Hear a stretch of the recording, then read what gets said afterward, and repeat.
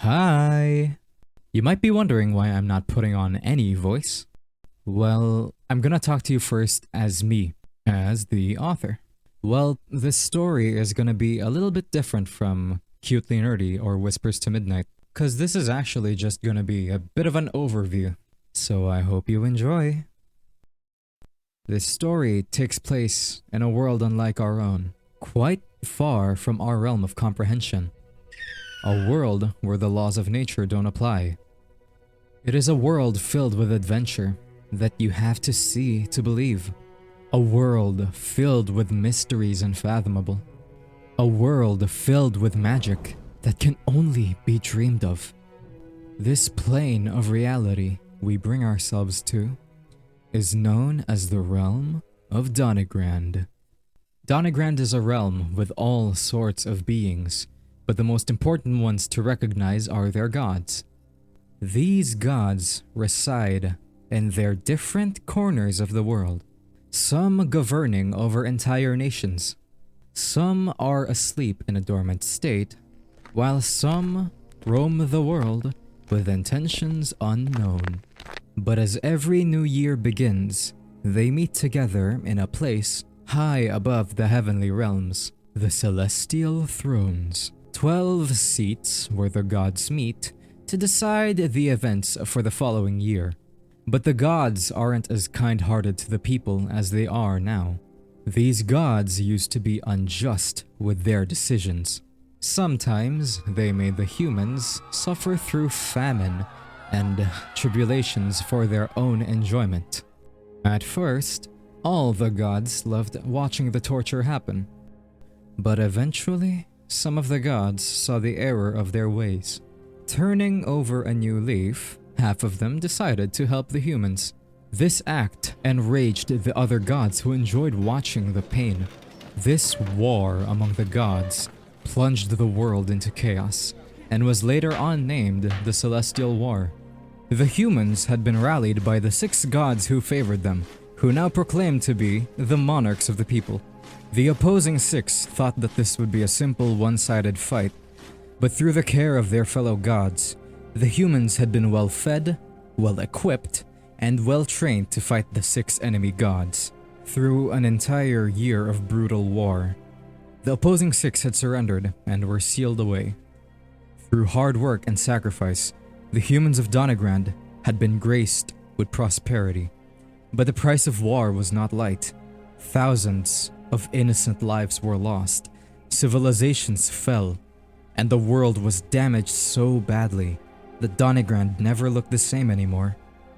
Generations passed, and the humans were able to rebuild and create new cities, and through the reflections of the enemy 6 gods, 3 of them repented for their sins and helped with the rebuilding of the new world. But the other 3 never repented, and up to this day are still sealed, waiting for one fateful day that something or someone would set them free. In Donegriand, everywhere you look, there's surely something that'll catch your eye. The fauna and wildlife, for example, can be a little similar but also completely different. Some notable creatures are longhorns, which can be found throughout the whole world. But some of these are found exclusively in regions they call their homes, just like the Cryon falconet and the Siragan mimic. Let's take a look at longhorns first. Longhorns are built the same way as deer, but sporting a more powerful physique. What makes them special, though, are their horns. These creatures have the ability to morph their horns into different shapes and sizes to their advantage. If they need to flee, they can shrink their horns down to a smaller size to be more agile. And if they find themselves in combat situations, the horns can be made larger, in the same likeness of a shield. Or, the horns can add more branches and spikes to them, so that they could be more lethal with their attacks. Unlike longhorns, whose traits are perfect for the entire realm, the other 2 have specific traits which benefit them in the region they reside in the most. The Cryon falconet, for example, has an ear-piercing song which can be heard even from the peak to the foot of the mountain. As they grow older, however, the song loses its volume. To other people, this loud cry could be a hassle to everyday life, but for the Cryon Mountain Range and the citizens of Argalon, these falconets are essential in their wildlife. A low-pitched song, for example, signals snowfall, while a high-pitched song signals sudden snowstorms. However, a continuous cry signals a great large threat approaching. Some of these falconets are even hatched and trained as alarms in military bases. As for the Sirigond mimic, it can be described as a large black and yellow serpent with fins and tail of a fish. Even though the serpent is a lethal assassin in physical aspects alone, the most feared trait is the ability to learn and mimic any sound it hears. Using this ability to its fullest potential, it can imitate the sounds of its prey. Whether it is an animal or a human, the mimic can deceive almost anything it comes across. Donegriand has been around for millenniums, allowing thousands of generations to come and go, leaving their civilizations and treasures behind. Some of these treasures have value much greater than any gold can buy. These are called relics. These relics have been buried deep within the magic-rich soil, taking in the immense amount of energy that runs through the world of Donegriand, infusing these artifacts with powerful abilities. If anyone were to lay their hands on these relics, they would have the power to shift the image of the world into the wielder's desire. A relic that's notable for its danger is known as the Tiara of Minasia. Minasia, the Dark Empress, was infamous for being one of the most powerful wizards who've stepped on Donegriand. She wielded complete mastery over a destructive form of magic known as the Eclipse Arc, where she can give shadows a tangible form and manipulate them for her own bidding. Most forms of light are unable to affect the shadows she uses, and her expertise allows her to bring these shadows under the light of the sun without using shade. She used these talents to make entire nations who spoke against her go silent. To add to her offensive capabilities, her defense was unmatched, because people who try to attack and kill her only witness shadows forming around her dead corpse and reviving her. Minasia would have continued her campaign of bloodshed, but two of the gods decided to intervene with human affairs and banish her. Visole, the embodiment of the sun, and Filiuna, the daughter of the moon.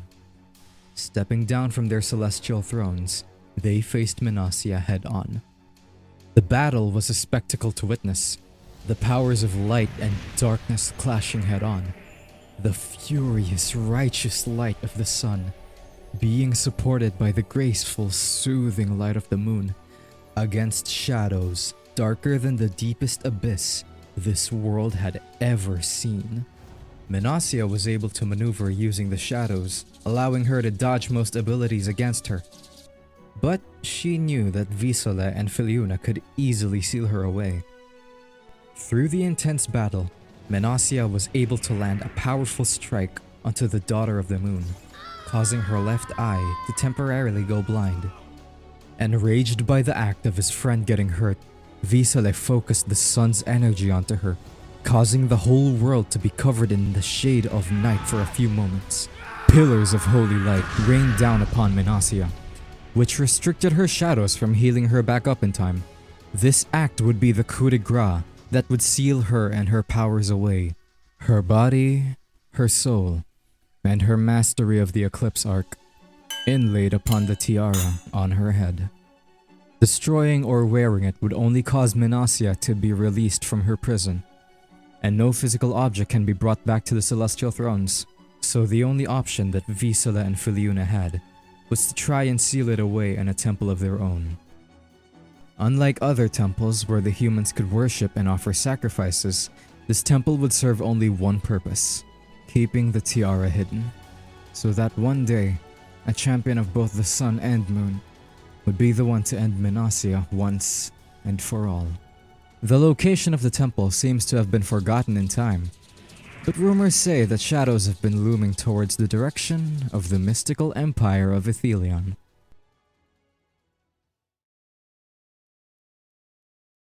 As we have previously seen, Donegriand has a diverse and unique faunal system.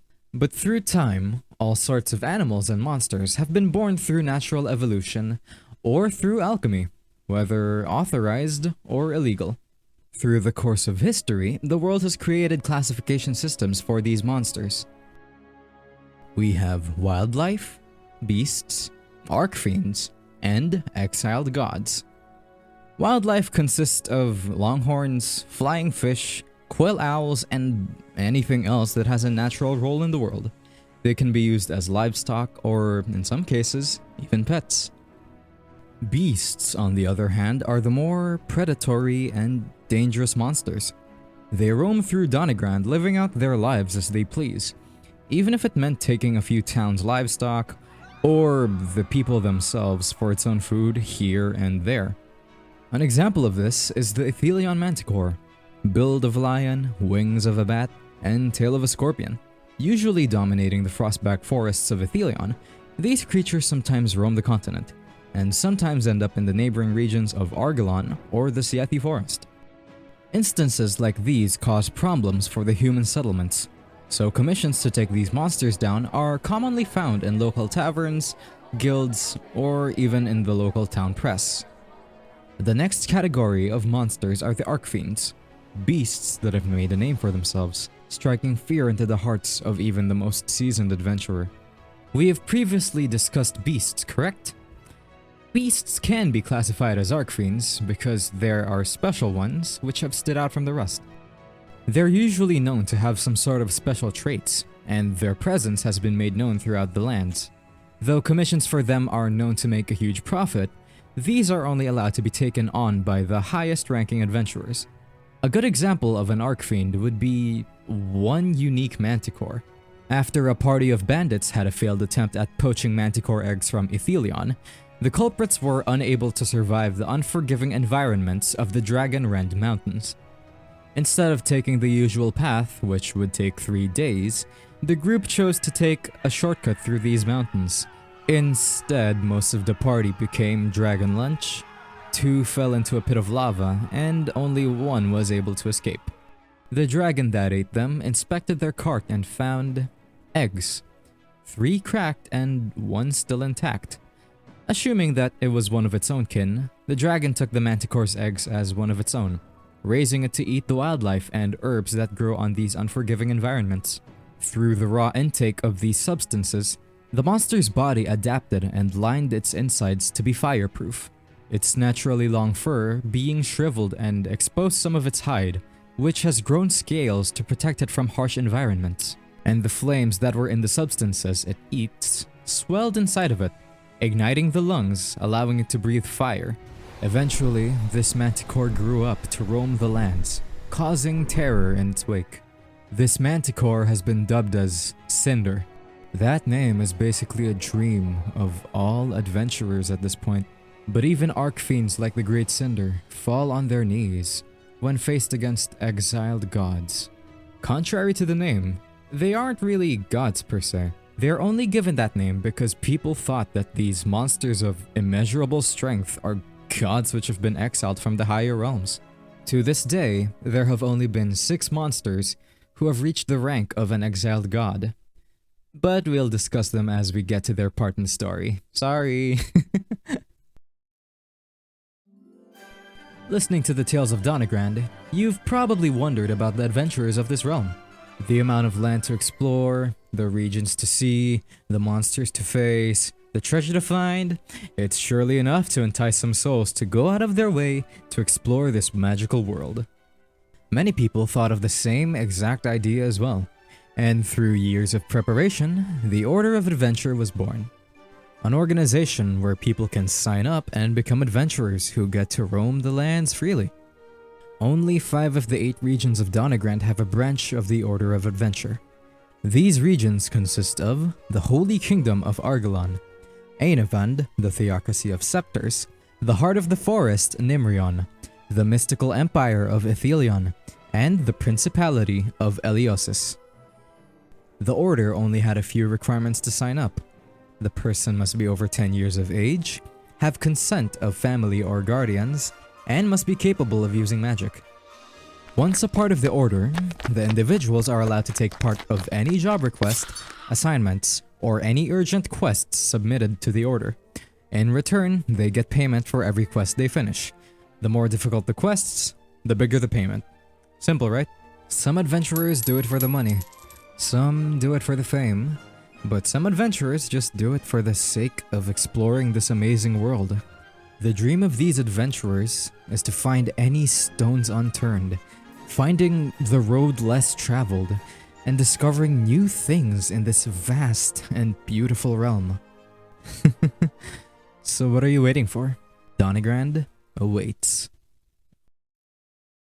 And that was it. That's all I have for now. I wish I can read all of my stories so badly, but school's just bending me over and railing me lubeless right now. Maybe in the future I'll have the opportunity to read them all for you, but for now all I can give is the overview. I have a lot more details though, a main storyline, original characters from me and my friends, and even some history and backstory about the world. But for now, all I'd like to say is thank you for allowing me to share my stories with you. I know this sounds cliche, but I'm genuinely thankful for all of you. None of this could have been done without you guys. Every like, every view, every comment, even to my friends who just place crap comments to lighten my day. I love all of you so much, and all of you mean the world to me. I genuinely thought I'd only have 1 to 2 subs with like 1 to 2 views per vid, but hey, I have 19 subs and I'm more than happy with that. Now, to some people that may seem like a small number, but for me, that's a dub right there.